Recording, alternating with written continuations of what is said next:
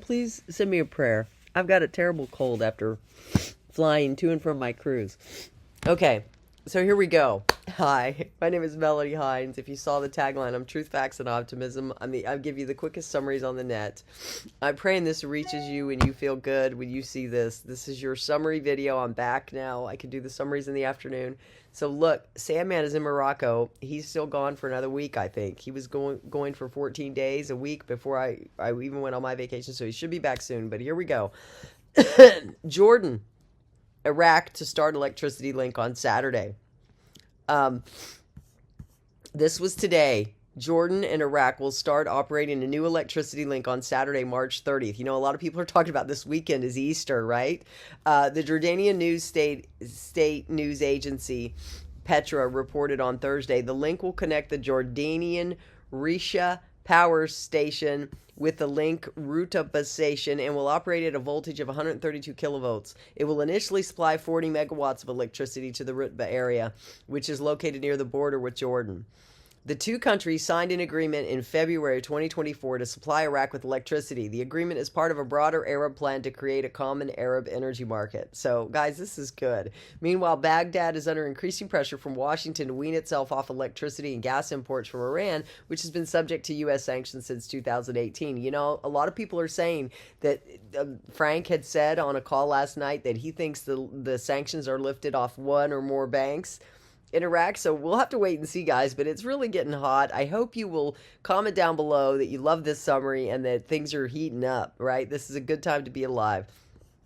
The U.S. has issued Iraq a series of sanctions waivers to continue importing Iranian energy, but has warned the waivers could end if Baghdad does not make serious progress toward finding other fuel and power sources, so they're working on it, right? So it's good. So it's a longer article. I don't want to bore you with that. But I know widespread electricity outages are part of daily life in Iraq. It kind of sounds like California, doesn't it? Should not be laughing. Should not be laughing. Just glad I don't live there. If you live there, comment down below. Our prayers go out for you. So now I'm going to go to the other summary of everybody today, because this is later in the afternoon.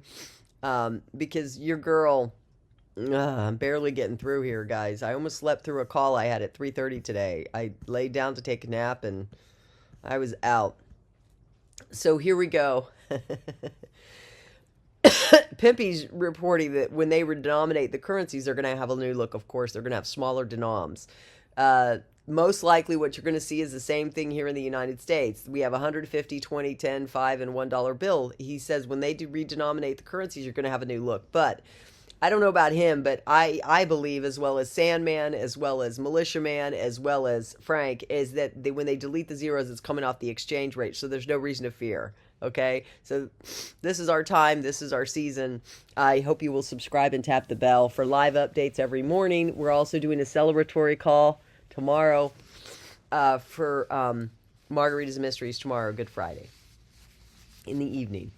So now Militiaman said, article quote, advisor to the Prime Minister al-Sudani, the global economic community estimates as a stock capital at prevailing price today. Iraq's worth about 16 to 17 trillion US dollars. It's a lot. Instead of having people come in and mine it, take it away and produce and sell it, Iraq's going to mine it, produce it, and sell it themselves. They're going to get both sides of the equation that raises the income stream for Iraq. So that's good news. Thank you, Militiaman. And then Frank 26, Iraq boots on the ground Firefly. The foreign minister already is in the USA, is a prelude to Sudani's grandstand that's coming April 1st, our new fiscal year. Frank, so much is now pointing for your first quarter, April the 1st, or maybe the first week of April, especially with Sudani going to see the President of the United States in Washington, D.C. on the 15th of April. It seems to me he's going to see the president with the new exchange rate under his belt, not the weak leadership at a program rate. Thank you, Frank, for saying it. Potato, some potato, some potato. If you know what that means, comment down below with a hashtag laugh or LOL.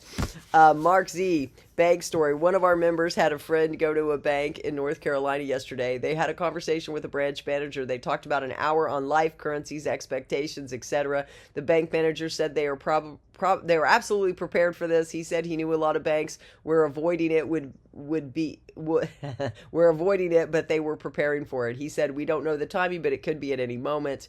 So they were having a very long conversation with a banker that was clued in, plugged in, and prepared. So that's good news. Thank you, Mark. And then Mountain Goat article, Biden to host Iraqi Prime Minister on April 15th at the White House. Could this visit to Washington talk about the currency reform and getting support for it? Certainly it may and probably will. This is according to Mountain Goat. President Biden is scheduled to meet with the Iraqi Prime Minister Soudani and dedicate several days to Iraq and the situation in it, a clear signal of respect for the Prime Minister and Iraq's political and international standing. Talks, I am sure, will be mostly about the status of forces agreement. Guys, this is such a good time to be alive. And then Frank said yesterday, in my opinion, the United States of America has been paid in full. Mission accomplished. And guys, I've been reporting that as the dollars sold. Today's report this morning that I shared on my live, they only sold 251 million versus in February was 2 billion, right? So they are done paying off the U.S., which is what he's alluding to, and I've talked about it a lot. I do a lot more details on my lives. I will put the link to my live stream down below, and you can go listen to that. Guys, I'm just really excited. This is the best time to be alive. If you agree, please comment down below that you enjoy these summaries, and God bless America. God bless you and your household. I hope you are feeling that this is done, because God told me to tell you it was done as a way of encouraging you that it's done. And he's given me the kingdom strategies for you to monitor during this process, for you to use to get the most money so you can take the money and run. You can't worry about the banks. The three words God gave me is you can't worry about the banks. It's going to be messy. Take the money and run. It's going to be messy. It already is messy. Do you have a messy life? It's okay, right? I'm glad you're here. You're not alone. So please subscribe, tap the bell for more updates. And we go live every morning for coffee and conversation. And tomorrow night we're going to do margaritas and mysteries. It should be fun. I love you all with the love of Christ. If you like this broadcast, please comment down below. Be positive and happy. Because we're all in this together. We're all going forward together. Amen. God bless. Bye.